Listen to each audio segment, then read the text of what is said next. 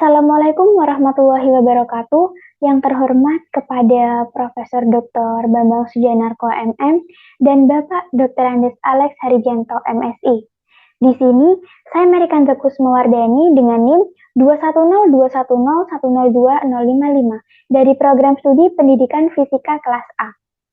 Di sini saya akan melakukan praktikum terkait osilator Hadley, di mana pada praktikum kali ini saya akan merangkai rangkaian osilator Hadley beserta penjelasannya. Sebelum melakukan praktikum, saya akan mengulas terlebih dahulu terkait tujuan praktikum kali ini. Tujuan yang pertama yaitu mahasiswa mampu serta memahami pengertian dari osilator Hadley. Untuk tujuan yang kedua, yaitu mahasiswa mampu memahami bentuk dari penggunaan rangkaian osilator Hadley pada sebuah rangkaian listrik. Alangkah baiknya pada saat praktikum, sebelumnya kita harus menyiapkan alat dan bahan beserta komponen-komponennya terlebih dahulu. Untuk yang harus disiapkan seperti komputer ataupun laptop dan aplikasi multisim. Dalam aplikasi multisim kita harus mengumpulkan beberapa komponen yang akan dilakukan pada rangkaian tersebut. Nah, tentunya komponen-komponennya terdiri dari osiloskop, power supply, resistor, transistor, induktor, kapasitor, dan kabel penghubung.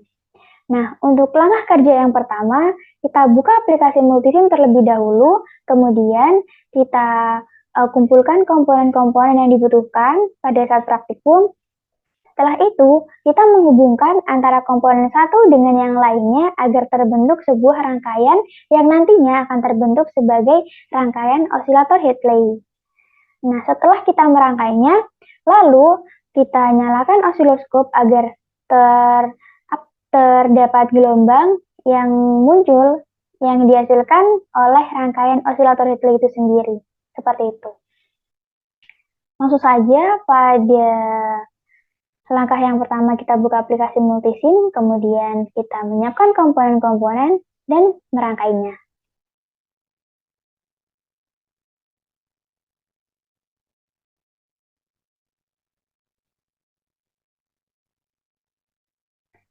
Ini merupakan komponen-komponen yang dibutuhkan oleh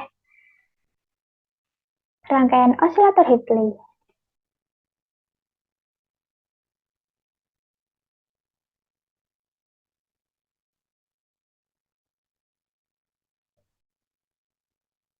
Di sini terdapat R1 bernilai 1 K ohm, R1 itu termasuk resistor, kemudian R2 11,9 ohm, R3 10 K ohm, kemudian R4 47 K ohm, ada juga C1 atau kapasitor bernilai 1,0133 μF, ada C2 bernilai 0,01 μF, C3 bernilai 0,1 μF, dan C4 bernilai 0,1 μF.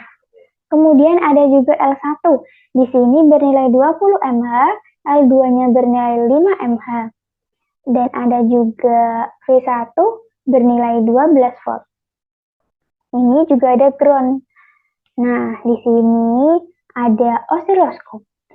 Langsung saja kita rangkai dari R1 atau resistor 1 ini ke sini, kemudian R2. Kita hubungkan seperti itu seterusnya. Nah, seperti ini.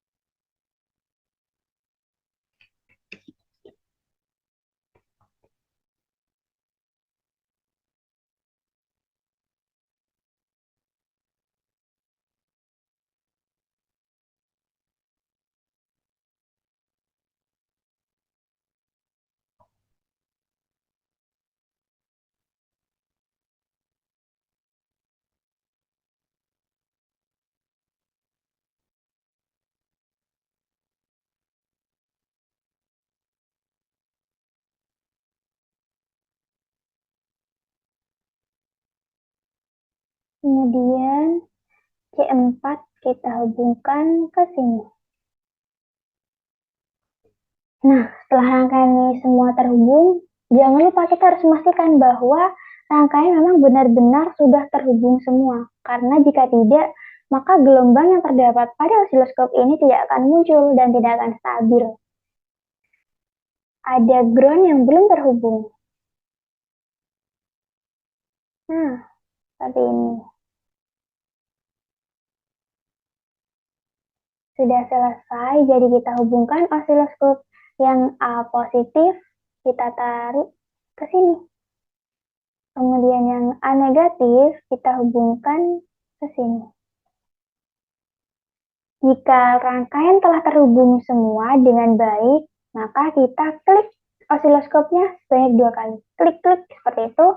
Kemudian kita nyalakan yang ini tombol run, warna hijau, panah hijau ini. Kita klik agar terlihat gelombangnya berjalan. Kita klik terlebih dahulu, run. Nah, muncul gelombang, tapi jika kita ingin mengubah-ubah, boleh saja kita atur seperti ini. Ini merupakan gelombang yang dihasilkan oleh rangkaian osilator Hartley. Seperti itu, ini merupakan gelombangnya.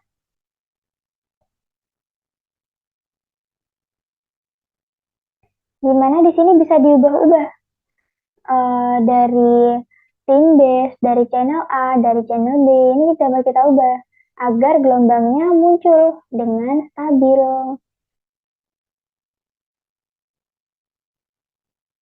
Ini tim base-nya 1 ms per DIV, channel A scale-nya 100 FV per DIV, channel B 100 UV DIV.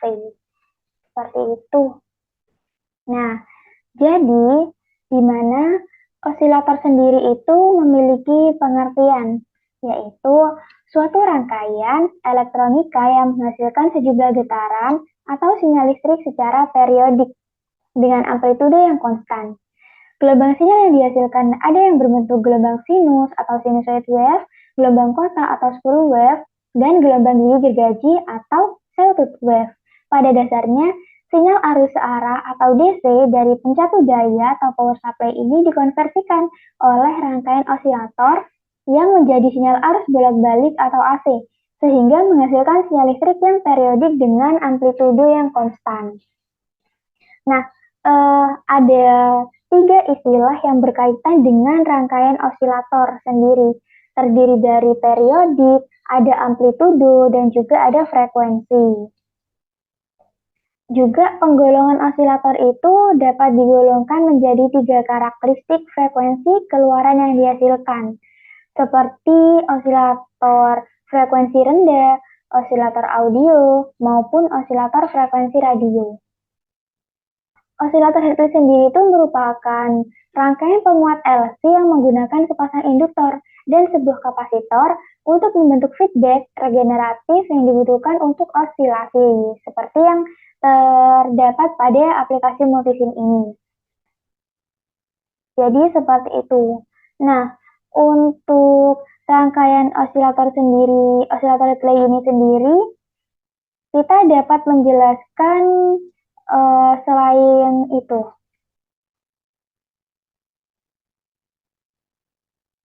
Di mana pada osilator Hartley ini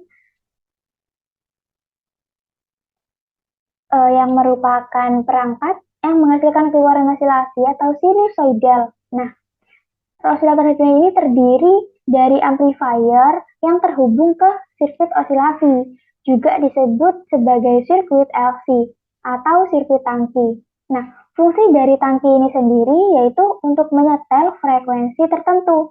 Osilator LC dirancang untuk operasi dalam rentang frekuensi radio. Hubungannya dari frekuensi ini yaitu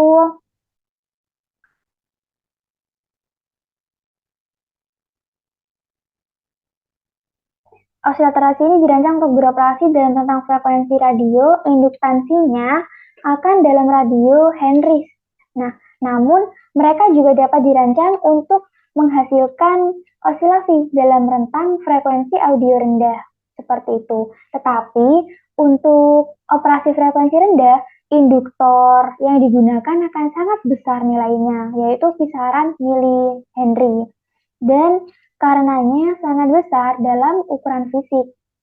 Sirkuit berisolasi ketika komponen dipilih dengan tepat untuk memenuhi kriteria Barkhausen, di mana IE beta A sama dengan positif 1, di mana itu faktor umpan balik harus 1. Juga harus ada umpan balik positif atau feedbacknya, di mana A adalah gain loop terbuka dan beta adalah rasio umpan balik. Dalam oscillator Hartley, tegangan umpan balik itu melintasi L2, seperti melintasi ini. Nah, dan tegangan keluaran melintasi L1, ini tegangan keluaran, seperti itu. Ada juga penguat transistor yang memenuhi 3 kondisi dasar. Kondisi dasar yang pertama, arus kolektornya ini sinyal 0 yang tepat. Kemudian yang kedua, tegangan basis emitor yang tepat pada saat apapun. Kemudian yang ketiga, tegangan kolektor emitor yang tepat pada saat apapun. Pemenuhan kondisi ini dikenal sebagai transistor biasing. Salah satu metode untuk memperoleh bias transistor adalah dengan pengaturan pembagi potensial. Rangkaian ini terdiri dari susunan pembagian potensial, di mana ada R1, ada R2, kemudian membentuk pembagian potensial di VCC. Nih, di sini. Penurunan tegangan VR2 ini, yang sini, melintasi R2 membias maju emitor. Ini R2-nya membias maju emitor, sedangkan suplai VCC ini membias balik kolektor. Nah, yang sini.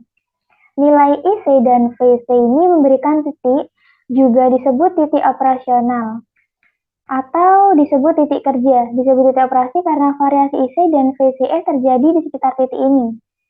Ketika sinyal diterapkan, ini juga disebut titik diam atau titik Q, karena merupakan titik pada karakteristik IC VCE ketika transfer diam, yaitu tanpa sinyal, seperti itu.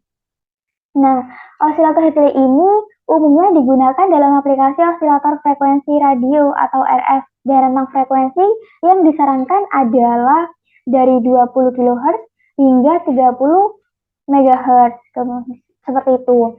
Osilator Hartley dapat dioperasikan pada frekuensi yang lebih rendah dari 20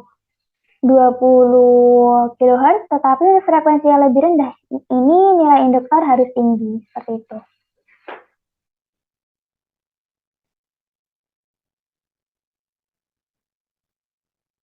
Nah, mungkin itu saja yang dapat saya sampaikan terkait rangkaian osilator Hartley.